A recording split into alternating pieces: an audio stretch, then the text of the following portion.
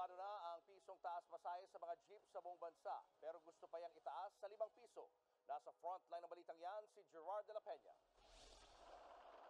Mahirap na nga sumakay, traffic pa. At ang masaklap, tataas pa ang pasahe sa jeepney. Yan ang sasalubong sa mga commuter sa susunod na linggo. Nagdesisyon kasi ang Land Transportation Franchising and... Yes! Mukhang sumobra ata tayo sa oras. But anyways, uploaded naman na to sa Blackboard ninyo. And I'll just see you guys next week na. Class dismissed. Thank you.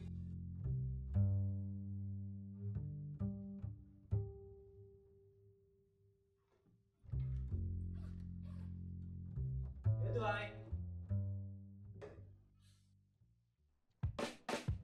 Ah! Binuang! Mama, talaga. Malagi. Ito isa.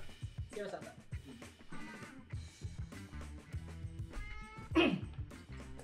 Wow. Baby. Baby, si Maka. Dili na counted ng tubig yung chaser mag-hydrate ha. Dili mo ra mga pang storyas. Awa. Rush hour karon. Dugay ka makasakay. Unya na lagsakay. Ay mao ra man gyapon. Ikaw niya, gamay na kayo manakay, tapos diretso-diretso ka sa uli, ano lang? Ang good lagi, diretso-diretso po lang pangasaba. Sa pangasaba. Oh. Sige. Ay, si Ari,